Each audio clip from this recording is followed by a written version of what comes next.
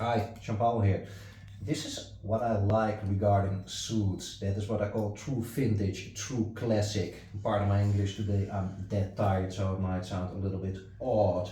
Let's review this a little bit. This is a suit we have ready for pressing. Still needs to be pressed, as you can see. Didn't have time for that. We just do this in between. That's authentic and the real deal, I would say. This is a very nice young gentleman working in the lobby sector in The Hague with the government and such things, who came to us with some ideas. He first went to suit supply, nothing wrong with that.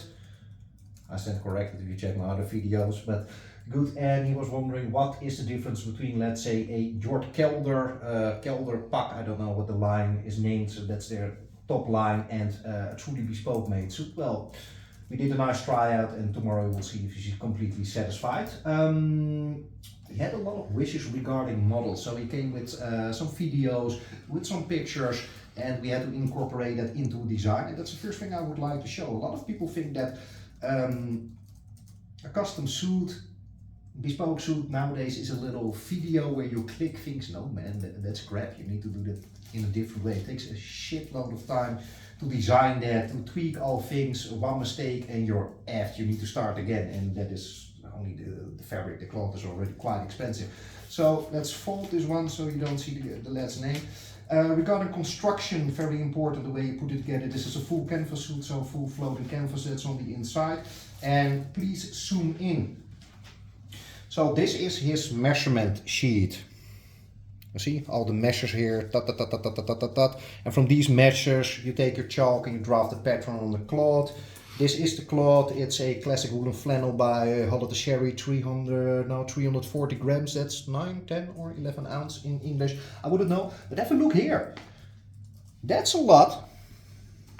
So he has a rope shoulder. He has not got a loop in the inside, of course not, because you put it on a hanger.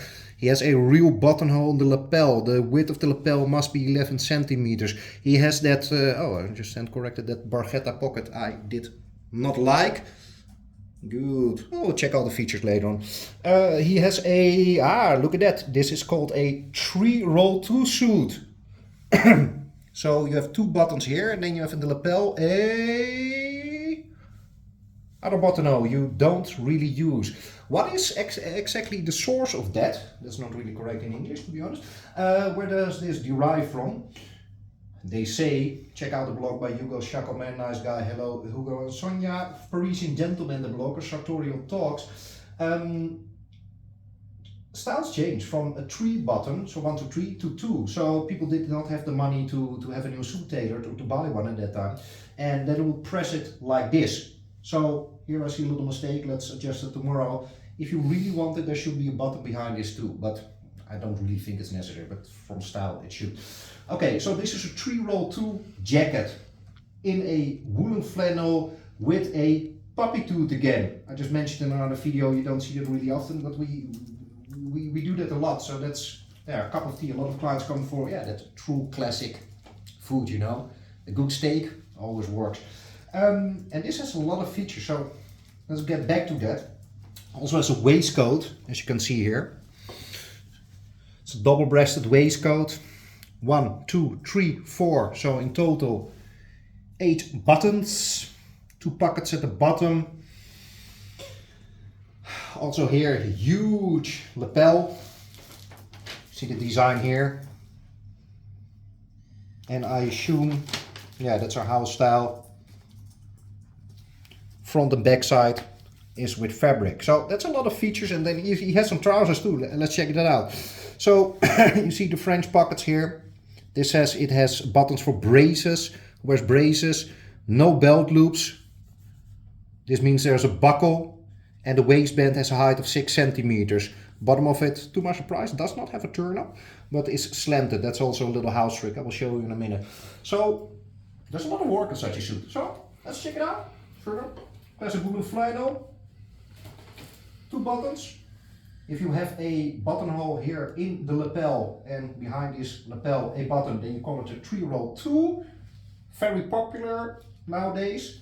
It has a rope shoulder. What is a rope shoulder? Please zoom in. It's really important, those delicate little things.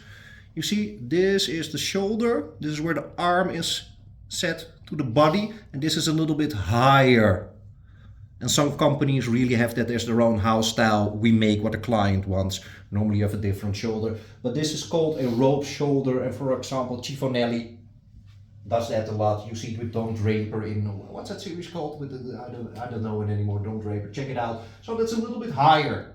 And this is then a little bit, how do you say this? Goes in a U form. As mentioned, I'm very très fatigué today, so my English is not really good. Width of the lapel here is huge, that's 11 centimeters. Keep in mind, as mentioned before, that this part will come larger too, or you cut this a little bit further, then you have this Parisian fish mouth lapel. Straight pockets. That's a little fun thing, it's black and white. But you can see this dashing little paisley on the inside. It's purple, it's pink, it's fuchsia, it's blue. I don't know what the hell is going on, but okay. That's a solid way to communicate. You have some style and you have your own swagger. That's very rap style. There's a buttonhole here in the lapel. I'm not really a fan of that buttonhole here. Why? I think if you have a buttonhole, you should also have a button here to close it, like you have with this motorcycle jackets. But that is, yeah, that's my thing. So the chest pocket here goes a little bit up instead of straight. It's called the barchetta. This is this Italian style. Nice feature for certain clients. It has 4 kissing buttons, handmade buttonholes. And what does he have more? Yeah, let's go to the inside because yeah, it's quite spectacular. I'm not really a fan of inside pockets. Some people like it with all kinds of features, zippers, whatever, etc, etc, etc. So this is the inside. I think you can see that swings, it's alive. And he has 2 pockets here. And here then one for a pen or a cigar or whatever. Good, I think that was the jacket at this moment. Then we go to this waistcoat. That's crazy.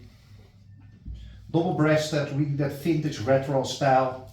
Please have a look at Citizen Kane, you know, read a book or find some posters from Lawrence Fellows. Great Gatsby, Scott F. Fitzgerald was referring to the book, by the way, Great Gatsby. That is power. You should dare to wear that, you know. And the practical thing of a waistcoat is, it's no sleeves, so you can move around. You're well dressed, and it gives a very nice panache. You can wear it everywhere. Our house style is to have the back also in fabric. A lot of people use lying on the back. I prefer this. It's really like a body warmer, additional jacket without the sleeves. It works well. And then with this we have those classic rounded, little bit Victorian peak lapels. Nice stuff. Okay. Well, the cameraman is doing his thing. I'm getting the trousers. It's quite funny how you can film nowadays with those mobiles. Let me see if this works. You might sponsor me before, because I mentioned your name. This is the Galaxy S22 Ultra. Is that correct? Good. Trouser. Well, look at that waistband. And this also. Huh?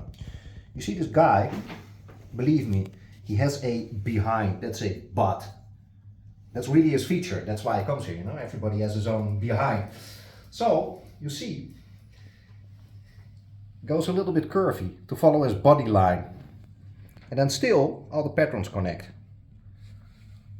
That is sartorial value, I would say. Good. 2 back pockets, as you can see. 1 and 2 French pockets at the front. White lining on the inside. I always prefer to do it with a different color. Oh, actually I'm wearing myself also a puppy too today. I have blue here. And I prefer to do that with a cotton made from a Asian monk's pie. You have a lot of those Buddhist monasteries there, they all have their own house style. So once I picked up the little trick to buy that, and I use that for the inside, why not? Here's classic white here. So these are those buttons for braces. You know, those elastic bands. And because it's so large, we prefer to work then with 2 buttons, otherwise it might pop open at the front. And again, those side buckles. And then you have those slanted buttons. Maybe the cameraman can check that. If you look at my shoes, then you see a trouser with turn-ups. very classic, the brakes on the front, so you have the little nick. And his style is then slanted. Let me put it to the side. So you see the front is a bit shorter than the back side. That really elongates the legs and is really a house trick that we do. Some people do hate it. I always get one comment, I believe, from one guy who keeps sending that to me. Okay, so this is a 3-roll-2 vintage effing project. Yeah, that's just a effing beast. And what's really beneficial for us is that series, I've never seen it actually, is the Peaky Blinders. So you can call it the Peaky Blinders suit, vintage suit, 1920s, 1930s suit, let's skip those 1940s. Just proper stuff. And one other benefit with those energy and gas prices, it's warm, sir. So you're well dressed, dressed well, just top clothing. Thank you very much. Ciao.